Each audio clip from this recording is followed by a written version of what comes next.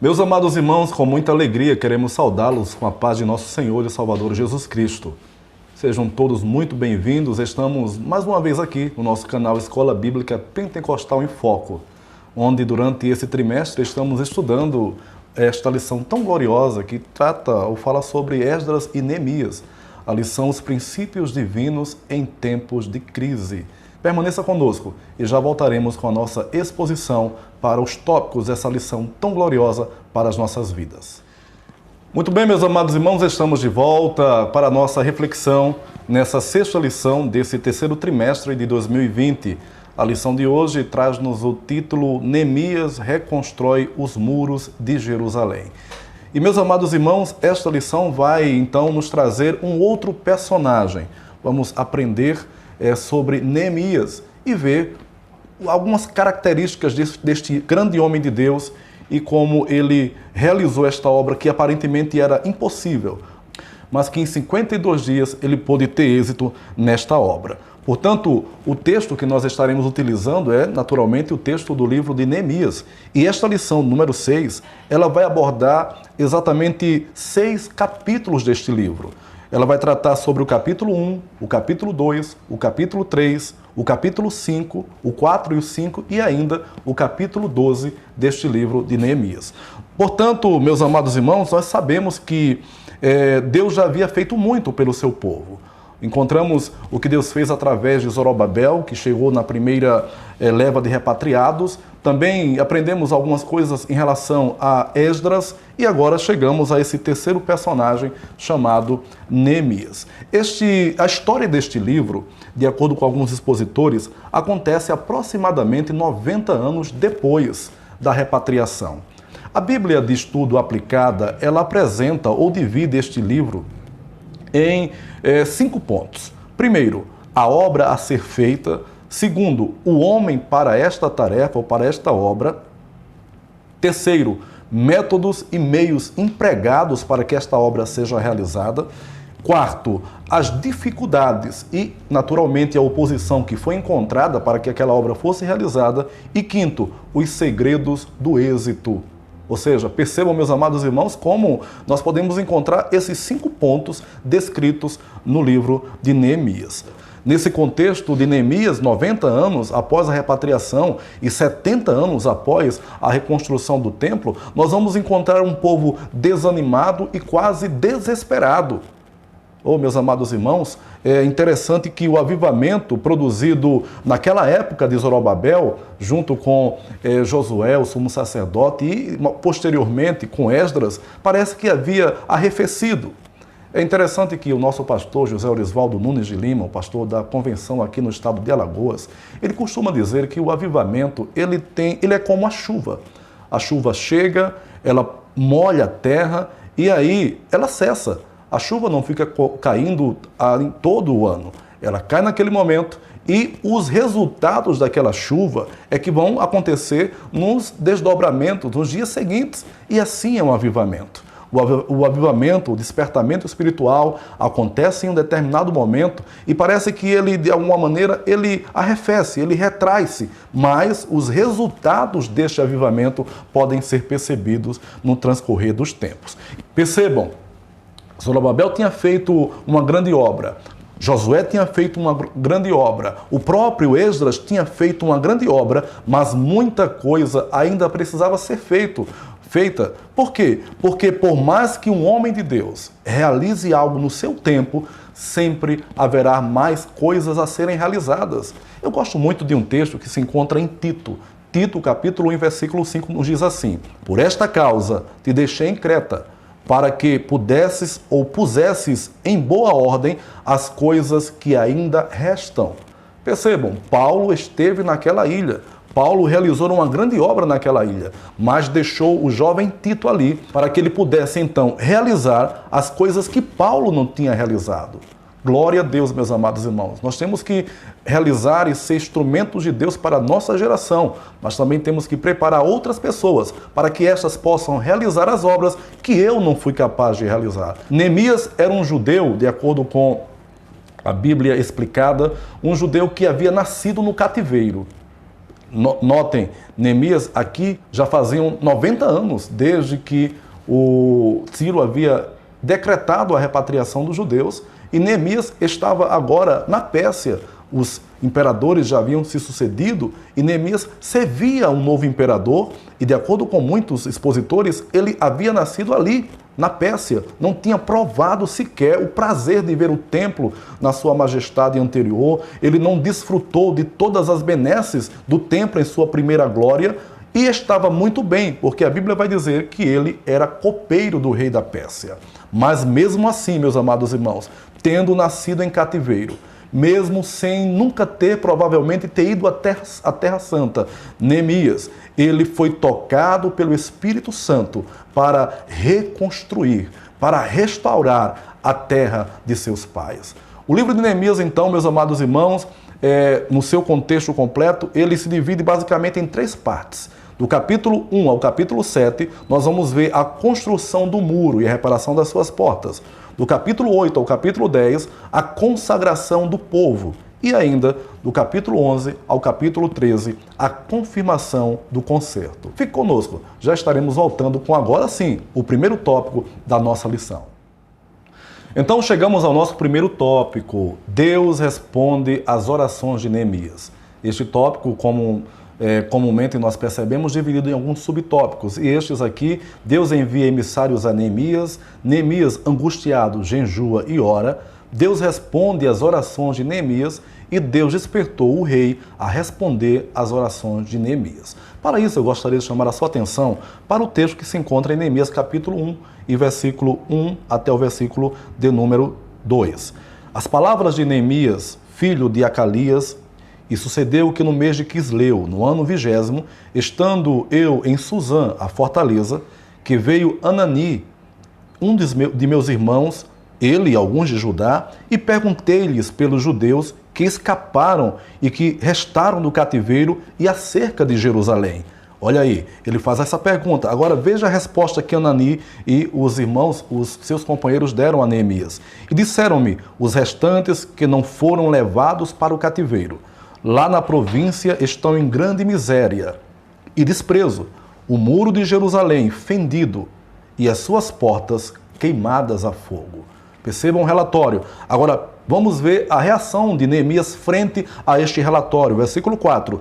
Sucedeu que, ouvindo eu essas palavras, assentei-me, chorei, lamentei por alguns dias e estive jejuando e orando perante o Deus dos céus. Neemias capítulo 1, versículos 1 a 4, os 7 atos de Neemias. Primeiro, ele perguntou pela sua terra. Segundo, ele ouviu o relatório dado por Anani.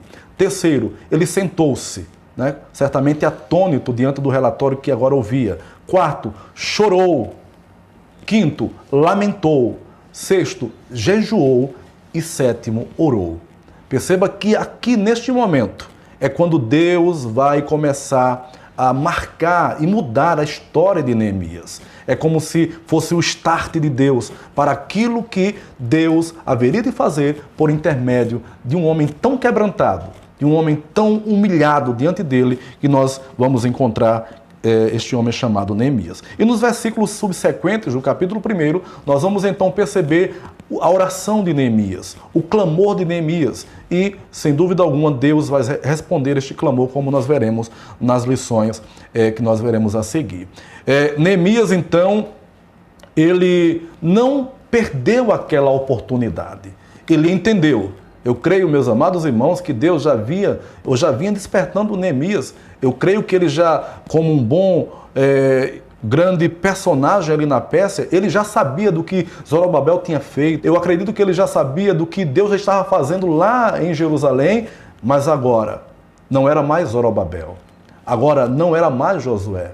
Agora não era apenas mais Esdras. Agora era o momento de Deus levantar um novo homem chamado Neemias. E certamente Deus já havia falado com este homem. E aqui ele se levanta. Percebam, ele pergunta, ele ouve o relatório, ele senta, ele chora, lamenta, jejua e ora. Mas ele não para por aí. Porque, como diz certo expositor, a oração não é substituta da ação. Aqui ele está orando, Mas nós vamos ver nos versículos e capítulos seguintes que ele vai tomar uma atitude, e essa atitude é o que vai marcar a história do povo de Israel. Ou seja, ele não perdeu aquela oportunidade de ser útil à obra do Senhor. É interessante que esta palavra, de acordo com um expositor chamado Randy Phillips, a palavra oportunidade significa ir em direção ao porto. Os marinheiros, eles tinham que ter muita habilidade para chegar no porto, porque às vezes eles estavam com muitas riquezas, os barcos cheios de grandes mercadorias, mas nessa aproximação do porto, as pedras poderiam destruir o barco, as tempestades, as ondas poderiam causar grandes transtornos. Então, eles teriam que ter essa visão, o momento certo para ir em direção ao porto. Daí onde nasceu a palavra oportunidade, ou seja, ir no momento certo em direção ao porto. Portanto, meu querido, este é o momento certo. Esta é a hora certa. Esta é a hora, é a sua oportunidade. Neemias entendeu que ali era o momento dele. E eu tenho certeza que em muitas áreas da obra de Deus, Deus também está te dando esta oportunidade. Sendo assim, Neemias se põe a jejuar e orar. Como nós podemos perceber, Neemias é um homem de oração. Olha o que diz o texto bíblico em Neemias capítulo 1, versículo 4. Ouvindo isto, eu me assentei, chorei, lamentei, jejuei e orei. E nós vamos encontrar Neemias orando em várias outras partes deste livro. Neemias não foi um homem que orou apenas nesse momento específico. Nós vamos encontrar, por exemplo, Neemias orando no capítulo 2, versículo 4, no capítulo 4, versículo 4, no capítulo 5, versículo 19, no capítulo 6, versículo 9, mais de 10 ou 12 vezes nós vamos encontrar Neemias orando, buscando a Deus. Oh, meus amados irmãos, isso, sem dúvida alguma, é um grande ensino para nós. Vivemos uma época de pessoas com grandes habilidades, pessoas que se destacam em várias áreas de várias ciências, mas que nós possamos entender que este princípio não pode ser substituído. Neemias foi um grande empreendedor. Neemias realizou uma grande obra, mas por mais de 10 a 12 vezes vamos encontrar Neemias orando. Portanto, que Deus nos ajude a seguir este exemplo de Neemias. É interessante que na oração de Neemias nós encontramos adoração, petição, confissão e intercessão. Como eu disse, Neemias não orou somente agora. Nós vamos encontrar, por exemplo, que ele recebeu esta notícia no mês de Quisleu, no ano 20º, e ele só se apresentou diante do imperador no mês de Nissan, naquele mesmo ano. Ou seja, de acordo com os cronologistas, Neemias passou 4 meses em intensa oração antes de se apresentar diante do rei. Olha, irmãos, muitas vezes quando Deus nos confia alguma coisa, a gente pensa que a gente deve logo correr, abrir mão da oração e começa a querer realizar na força do nosso poder. A obra que Neemias tinha que realizar começou com oração, continuou com oração e lá no final, é interessante, eu vou ler para você como termina o livro de Neemias. Se você puder, abra sua Bíblia em Neemias, capítulo de número 13. Capítulo 13 e versículo de número 21. Ele diz assim: como também para as ofertas da lenha em tempos determinados e para as primícias. Olha o que Neemias diz: lembra-te de mim, Deus, para o meu bem. Ou seja, o livro de Neemias começa com Neemias orando e vamos encontrar, depois da obra feita, Neemias orando. Oh, irmãos, que exemplo Neemias nos dá no tocante a esta oração. Deus responde às orações de Neemias, é o que diz o subtópico de número 3, e também, através dessa resposta, Deus despertou o rei a responder ou a atender a petição de Neemias. Percebam, Deus respondeu, mas usou instrumentos humanos, que foi o rei, para que ele pudesse alcançar as suas petições. Percebam, por exemplo, em Neemias, você pode voltar para Neemias capítulo de número 2, Neemias capítulo 2 e versículo de número 1, que está na nossa lição. Sucedeu, pois, que no mês de Nissan, no 20º ano do rei Artaxerxes, que estava posto vinho diante dele, e eu tomei o vinho e dei ao rei, porém nunca antes estivera triste diante dele. Perceba, o cargo de Neemias, como você muito bem já sabe, lhe dava o direito de estar diante do imperador persa, a maior autoridade mundial daquela época. Veja que cargo. Ou seja, tudo que chegava a Artaxerxes, primeiro tinha que passar por Neemias. Então era um cargo de primeiro escalão, né? Um homem de extrema confiança no Império Persa. Só que o rei disse assim para Neemias: por que está triste o teu semblante? Não é isto, pois, tristeza de coração? Não estás tu doente? E aí Neemias teme, e ele responde, e disse ao rei: vive o rei para sempre. Como não estaria triste o meu rosto, estando a cidade, o lugar do sepulcro dos meus pais, assolada, e tendo sido consumido as suas portas ao fogo? E o rei me disse: que me pedes agora? Olha que coisa interessante, meus amados irmãos. No capítulo 1, Neemias está diante da suprema autoridade, que é Deus. Ele está em oração. No capítulo 2, Deus, depois de 4 meses de oração, Deus cria uma situação para que Neemias estivesse agora diante da maior autoridade humana, o rei Artaxerxes. E esta pergunta que Artaxerxes faz é muito interessante. O Artaxerxes pergunta: que me pedes agora? Neemias, então, ele pede 5 coisas. Nós vamos ver no versículo seguinte, você leia todo o texto de Neemias, nós vamos encontrar Neemias fazendo alguns pedidos. Primeiro, ele pediu autorização para a viagem.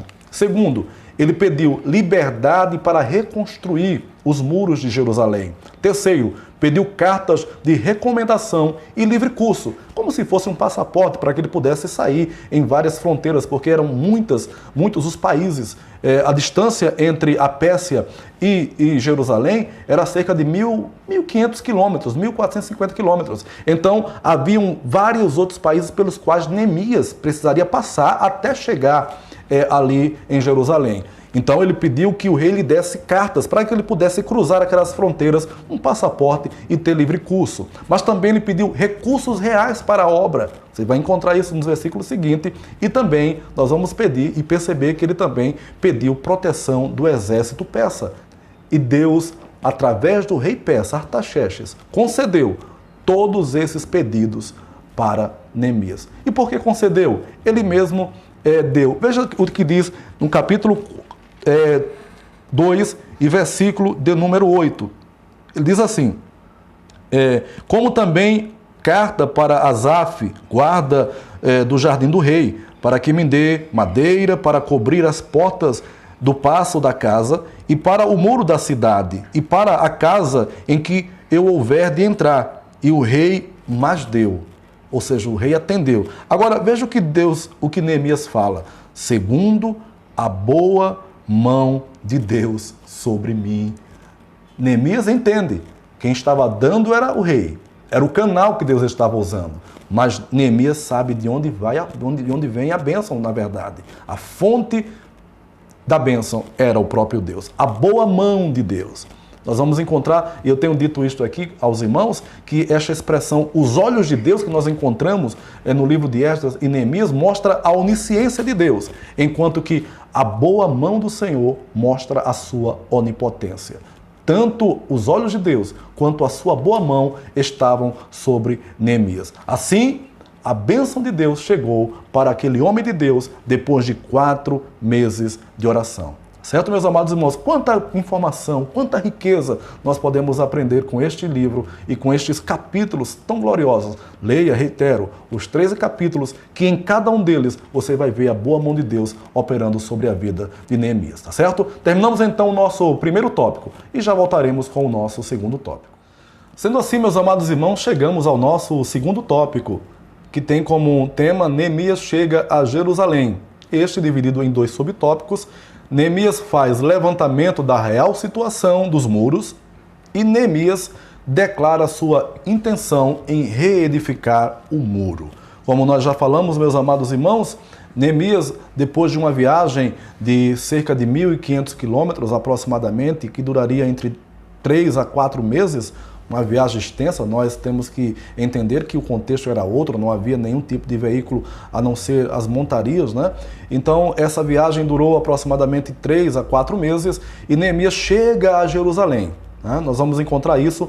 Interessante, como eu já havia dito, que o primeiro tópico da nossa lição, ela vai tratar sobre o capítulo de número 1 de Neemias, enquanto que o segundo tópico vai tratar sobre o capítulo 2 deste mesmo livro.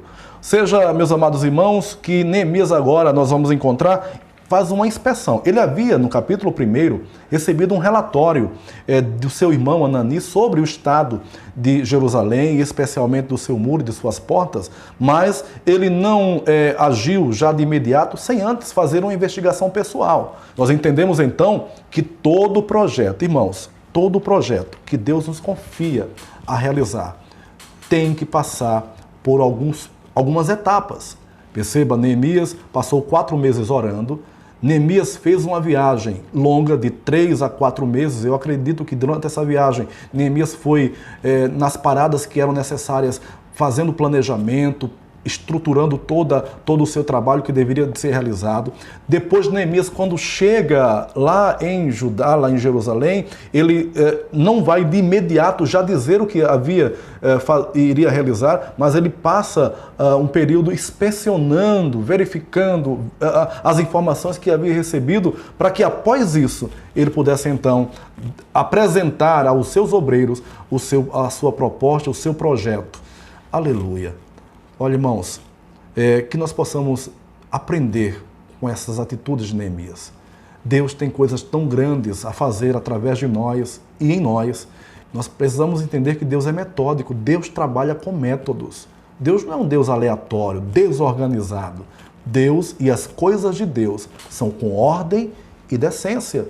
E essa ordem vai exigir de nós cuidado, estudo, habilidades. Não é assim, Deus apareceu, o anjo revelou e no outro dia eu já vou lá realizar sem um menor preparo. Temos que ter muito cuidado. É claro que tem coisas que Deus quer realizar que são imediatas, mas as grandes obras, como era a obra de Neemias, observem que em certa ocasião ele fala, estou realizando uma grande obra. Quanto maior a obra, maior haverá necessidade de um tempo de preparo. E às vezes isso leva um tempo, porque quando nós formos realizar a obra, nós teremos instrumentos e capacidades adequados para poder fazer a obra de forma que glorifique o nome do Senhor. E nós vamos então, depois que Neemias ele observa, faz a análise, ele realmente investiga e conclui. Os muros estavam destruídos, as portas estavam queimadas. E aí, após essa investigação, a Bíblia diz que Neemias olha para os seus companheiros, os líderes judeus que estavam ali, ele diz o seguinte, Neemias capítulo 2, versículos 17 e 18. Então lhes disse, bem vedes vós a miséria em que estamos, que Jerusalém está assolada e que as suas portas têm sido queimadas. Vinde, pois, e reedifiquemos o muro de Jerusalém e não estejamos mais em opróbrio. Verso 18. Então lhes declarei, como a mão do meu Deus me fora favorável, como também as palavras do rei, que tinha me dito. Então, os que ouviam Neemias disseram, levantemo-nos e edifiquemos, e esforçaram as suas mãos para o bem. Oh, meus amados irmãos, que coisa gloriosa, né? Quando nós, com as nossas palavras, podemos influenciar outros irmãos para vir realizar a obra do Senhor. É muito fácil constatar o prejuízo. Nós temos hoje, nas igrejas, pessoas que sabem constatar. Eles sabem dizer o que está errado na igreja. Eles sabem dizer onde e em que departamento a coisa não está acontecendo. Eles sabem dizer a sala de escola dominical que não tem frequência e que o professor está ali com dificuldade. Fazer um relatório é fácil, mas Neemias nos ensina a fazer um relatório e a apresentar soluções. Percebam, Neemias diz assim, Neemias capítulo 2, versículo 18.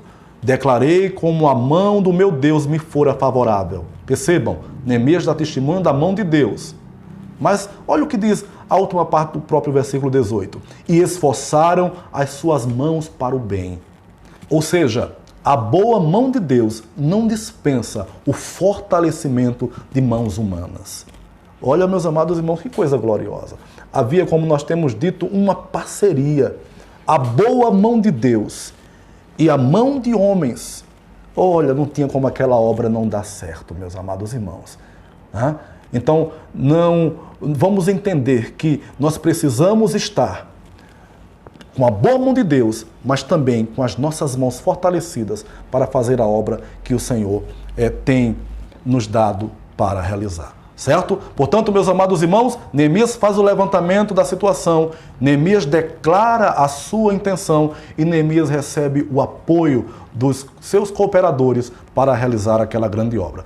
Terminamos assim nosso segundo tópico. Fique aí, já estaremos voltando para o nosso terceiro tópico desta lição tão abençoada. Sendo assim, meus queridos, chegamos ao nosso terceiro tópico, que nos traz o seguinte tema. Neemias inicia o levantamento dos muros, este tópico dividido em 3 subtópicos, o plano de Neemias, a tática de Neemias, a união dos judeus ficou ameaçada. Este tópico, terceiro, ele está baseado também no capítulo 3 do livro de Neemias. Portanto, nós vamos encontrar neste terceiro tópico, que corresponde ao terceiro capítulo do livro de Neemias, coisas extraordinárias. Eu creio que o tema principal do capítulo 3 de Neemias é trabalho em equipe.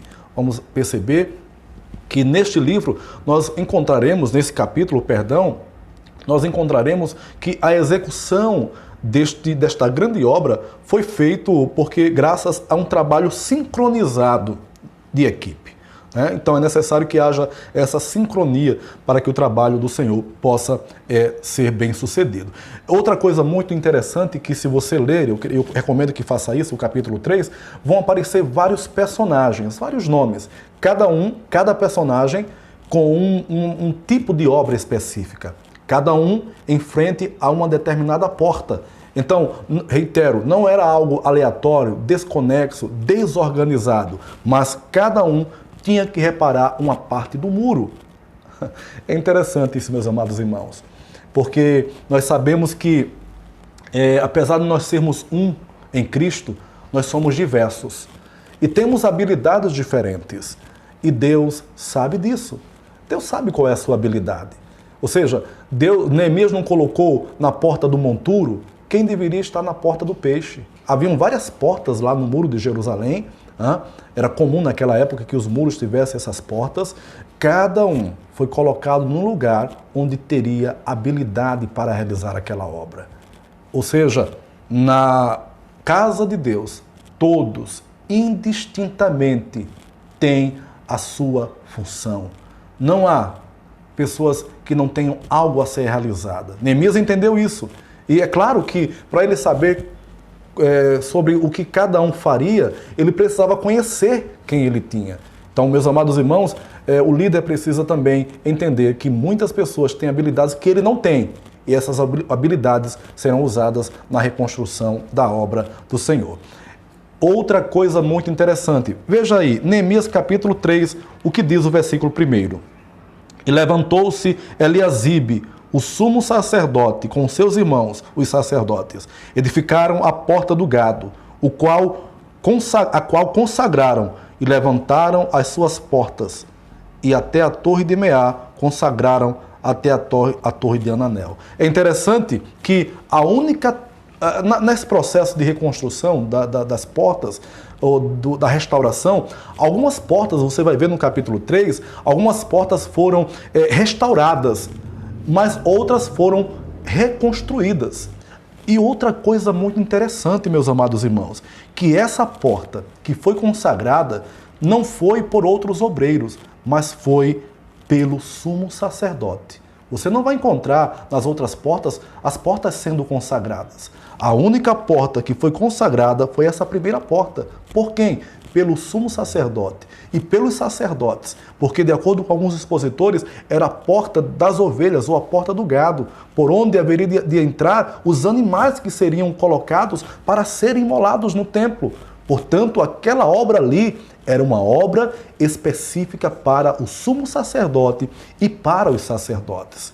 Meus amados irmãos, precisamos entender isto. Por mais que Deus lhe dê, não esqueça que tem coisas que é de competência do sacerdote. Tem coisas que é de competência do sumo sacerdote. Reitero, a obra de Deus é uma obra organizada. E se nós não entendermos isso, nós poderemos sofrer, meus amados irmãos. Poderemos tentar querer fazer algo que não está dentro da nossa competência. E isso trará prejuízos espirituais para a sua vida. Portanto, fique no lugar onde Deus lhe colocou. Se Deus quiser lhe levantar para outras coisas, Ele o fará. Mas, de momento, cumpra a chamada que Deus tem para a sua vida e cumpra onde você está e o nome do Senhor será glorificado. Portanto, a gente aprende nesse versículo 1 esta realidade, né? Tem coisas que é para o sumo sacerdote, tem coisas que é para o sacerdote. Na nova aliança não é diferente. Tem coisas que um obreiro comum pode fazer, mas tem coisas que somente o pastor pode realizar. Então nós precisamos entender o que nos compete e o que compete a autoridades maiores do que nós. Isso é fundamental para nós não atrapalharmos. Mas eu quero fazer a obra de Deus e querer fazer o que não lhe compete. Tá certo? Cumpra o seu papel. Se for pequeno, como diz o hino da harpa cristã, se for humilde, mas se for para Deus, é recebido lá dos altos céus. Tá certo? Faça. Entenda isso, e o nome do Senhor será glorificado. Outra coisa interessante, a parte triste, vamos assim dizer, deste capítulo, é o que está em Neemias capítulo 3 e versículo de número 5. Acompanhe comigo, por gentileza. E ao seu lado repararam os tecoitas, porém os seus nobres não meteram o seu pescoço ao serviço do seu Senhor. Na nova tradução, na linguagem de hoje, diz assim: os homens da cidade de Tecoa construíram o trecho seguinte, mas os homens importantes da cidade não quiseram fazer o trabalho braçal que os mestres da obra mandaram. Pô, meus amados irmãos, olha, eles se achavam tão importantes que eles se julgaram que aquilo não era trabalho para eles. Os demais resolveram fazer, mas aqueles que se julgavam importantes não quiseram fazer. Olha, mais uma lição para todos nós, meus amados irmãos. Quando a obra de Deus precisar, nós devemos descer do pedestal e realizar tarefas menos expressivas.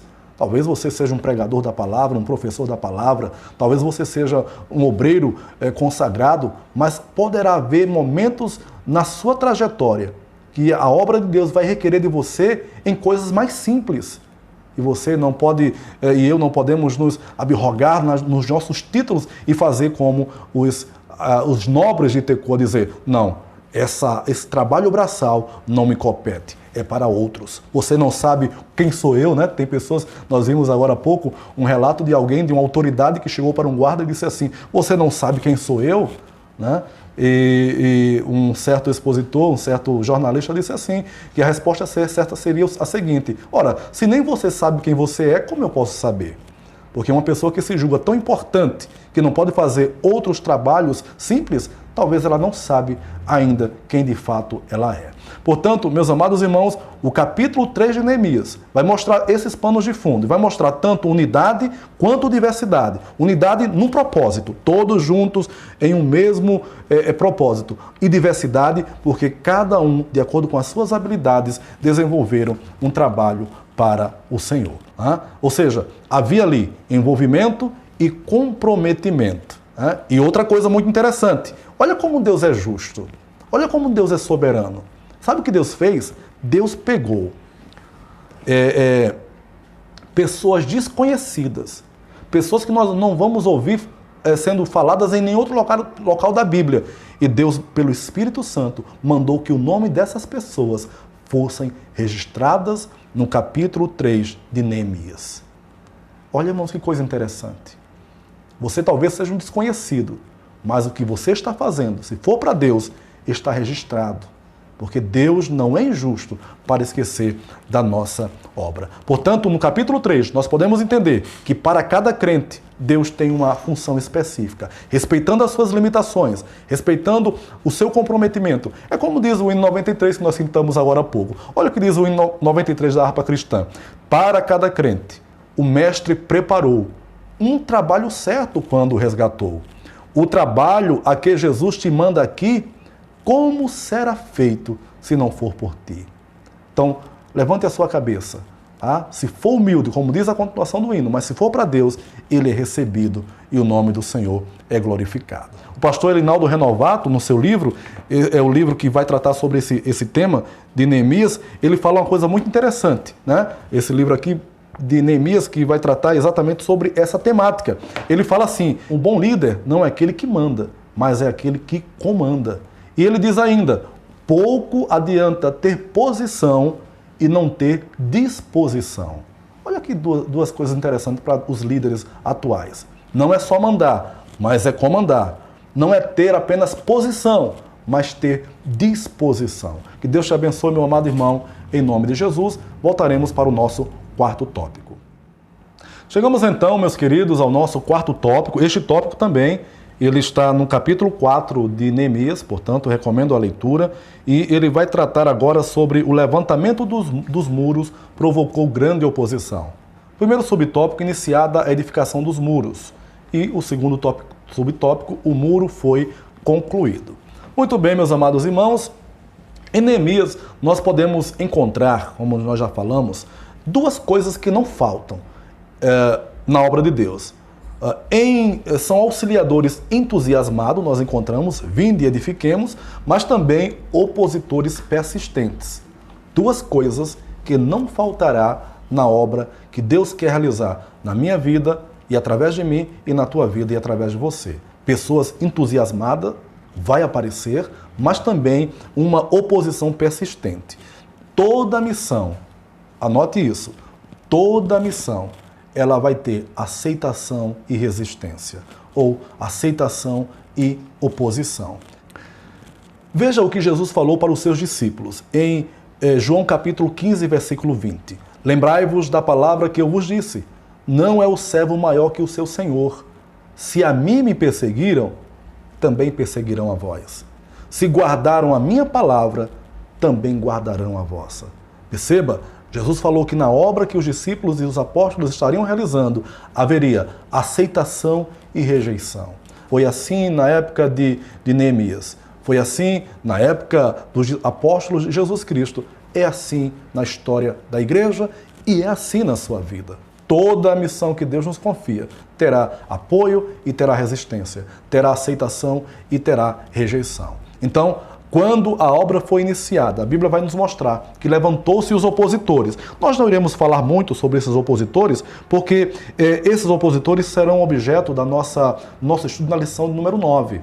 A lição de número 9, que vai tratar sobre como vencer as oposições na obra de Deus, tá certo? Então lá na lição 9, você pode, quem sabe, professor, já dar uma lida nessa lição, porque você terá mais fundamento para falar sobre esse espaço aqui do tópico número 4, tá certo? Então lá nós estaremos tratando sobre como se deu essa oposição. Muito bem, mesmo com essas oposições que nós estamos estudando, o muro foi concluído.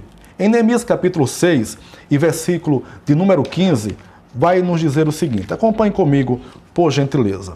Acabou-se, pois, o muro aos 25 do mês de Elul, em 52 dias. Isso foi tão, irmãos, tão impactante, que causou um desânimo, abateu os inimigos de Deus. Vejam o que diz a Bíblia no versículo seguinte, capítulo 6 e versículo de número 16. Sucedeu que, ouvindo todos os nossos inimigos, temeram todos os gentios que havia em roda de nós, e abateram-se muito em seus próprios olhos, porque reconheceram que o nosso Deus fizera esta obra. Meus irmãos, que coisa impressionante. Enquanto que na lição 5 nós vimos o abatimento do povo de Deus, porque a obra havia sido embargada, aqui os inimigos são abatidos. E interessante que os inimigos reconhecem uma coisa muito importante, que aquilo ali só foi feito porque Deus estava com aquele povo que estava realizando aquela obra. Portanto, a obra sofreu oposição, mas a obra foi concluída. Certo, meus amados irmãos? Chegamos então ao nosso quinto tópico. O muro foi solenemente inaugurado. Também, 2 subtópicos, foram convocados os levitas e este ato de inauguração, essa solenidade, incluiu 2 procissões ao longo do muro. É este o texto apresentado pelo nosso comentarista. Interessante que, enquanto que nós estávamos seguindo até agora, capítulo 1, 2, 3, 4 e 5 de Esdras, essa inauguração do muro vai se dar no capítulo de número 12. Então, há um intervalo que são das lições que estarão vindo na sequência. Muito bem, capítulo 12, versículo 23, vai nos dizer: E na dedicação dos muros de Jerusalém, buscaram os levitas de todos os seus lugares para os trazerem, a fim de fazerem a dedicação com alegria, louvores, cantos, saltérios, alaúdes e harpas. Agora era uma hora de festa. Tá? Nós percebemos que nós precisamos, como eu disse em uma outra lição, que nós precisamos celebrar as vitórias de Deus. Por menos expressivas que elas pareçam ser, toda vitória que Deus nos der precisa ser celebrada. Agora, eles estavam cantando. O capítulo 12 de Neemias é cântico. Mas se você ler os versículos anteriores, você vai notar que esta obra não começou com cântico. Ou seja, os verdadeiros despertamentos, meus amados irmãos, começa com choro. Estão lembrados no capítulo 1 lá de Neemias? Choro, lamento, jejum, oração, disposição, trabalho. Né? Muitos de nós, às vezes, queremos uma grande obra, mas não entendemos que por trás da realização de uma grande obra existe um grande custo. Existem perdas, existe sofrimento.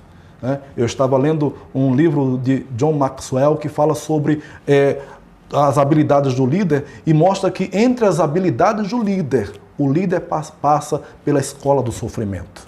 O líder precisa passar por ela, porque o sofrimento vai proporcionar ao líder empatia para ajudar a outros. Percebam, antes da celebração, agora os levitas estão tocando, agora existe alegria, louvores, canto, saltério, harpas, glória a Deus.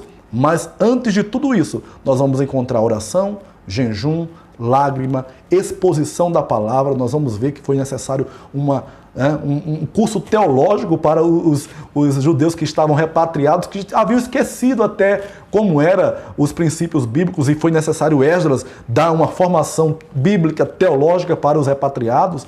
Tudo isso resultou em celebração. Tá certo? Etapa por etapa até chegar o dia da vitória. É o que está no Salmo 126 que nós ora acabamos de ler. Ele diz assim no versículo 5: Os que semeiam em lágrimas cegarão com alegria. Quer alegria? Chore agora. Então, que nós possamos, meus amados irmãos, semear em lágrimas.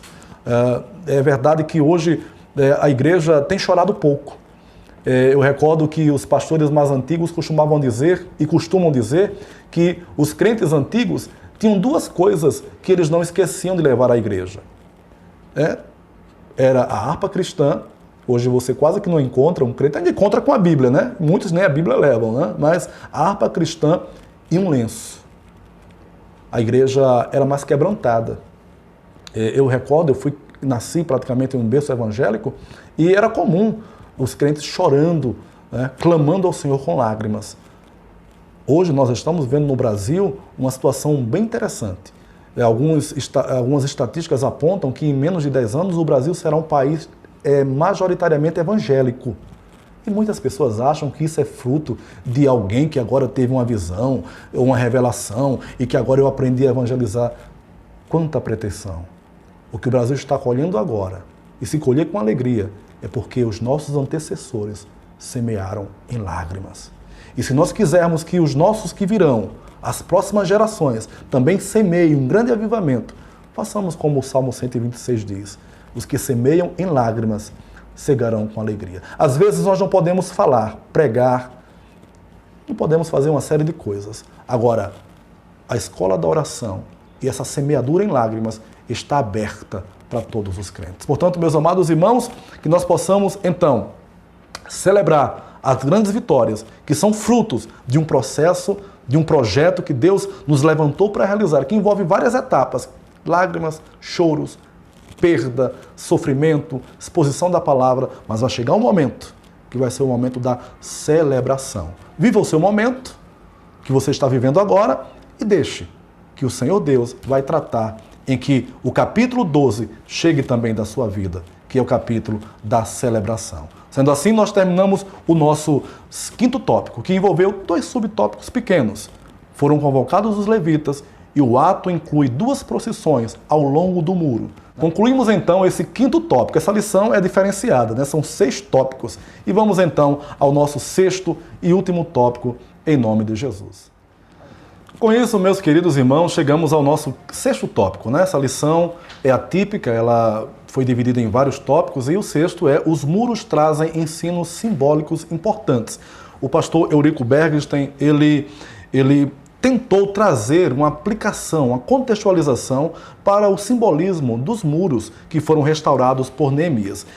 Esse tópico também apresenta 2 subtópicos. A Bíblia fala da salvação como um muro, e também o muro fala da proteção divina, né? Percebam que agora nós não estamos mais restrito ao livro de Neemias, agora é uma aplicação que o pastor Eurico Bergsten fez para que nós pudéssemos entender um pouco sobre a contextualização ou aplicação de toda essa história para as nossas vidas. Primeiro, a Bíblia fala da salvação como um muro. Há muitas simbologias, meus amados irmãos, da restauração desses muros. Vários pregadores, nós encontramos vários expositores falando sobre as portas, muita mensagem que é extraída de todo esse contexto de Neemias. Mas o pastor Elinaldo Renovato, ele diz, nesta obra que eu recomendo aos irmãos, Neemias, um estudo sistemático sobre Neemias, ele fala que um templo sem muro, veja a simbologia que ele faz, um templo sem muro é igual a uma igreja sem doutrina, sem proteção.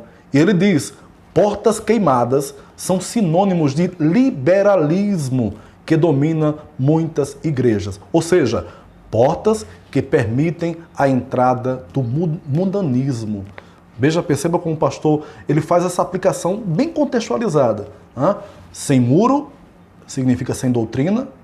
Acontece o que as pessoas entendem que deve acontecer, pessoas que ajuntam para si obreiros que ensinam de acordo com as suas próprias concupiscências, como falou Paulo escrevendo a Timóteo, e portas queimadas onde tudo entra.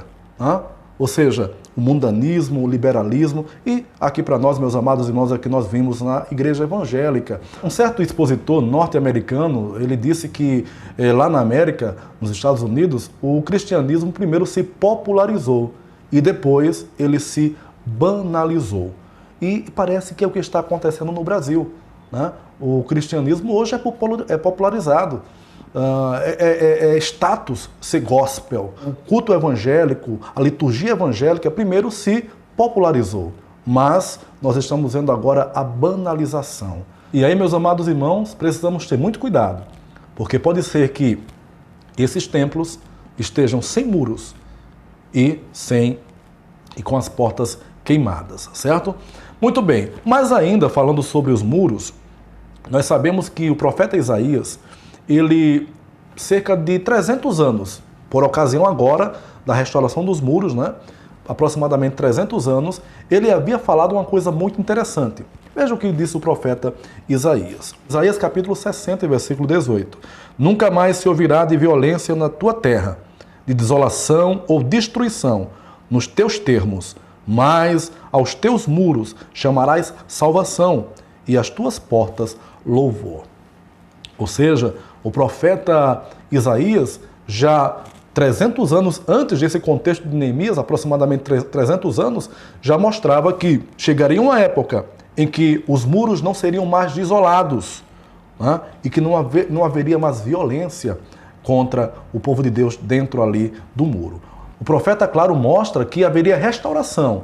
Vocês recordam que o profeta Isaías profetizou também o abatimento de Israel. mas também profetizou a restauração. E ele já via que haveria uma época em que Deus haveria de trazer uma restauração tão profunda para Israel, que os seus muros seriam chamados muros de salvação e as suas portas, portas de louvor. Meus amados irmãos, é verdade que isso remete a um contexto histórico, mas também, como muitas outras profecias de Isaías, que são profecias de dupla aplicação, falam de um contexto histórico, mas também apresentam para a obra do Messias, este contexto que fala sobre as portas de salvação, também apontavam para Cristo Jesus.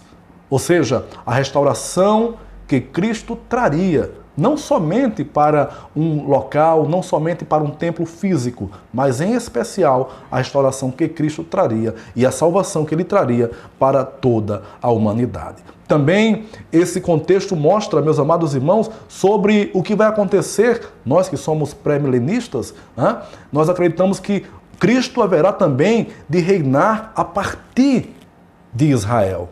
E ali, em Israel, nós encontraremos sim a manifestação visível da salvação, que é o nosso Senhor e Salvador Jesus Cristo. Percebam, essa profecia de Isaías 60:18 aponta para uma restauração do povo de Deus enquanto nação, aquela região lá em Judá, aponta ainda também para a salvação proporcionada por Cristo, aponta também para o seu reinado milenial e também prefigura a nova Jerusalém, onde nós habitaremos com segurança eterna.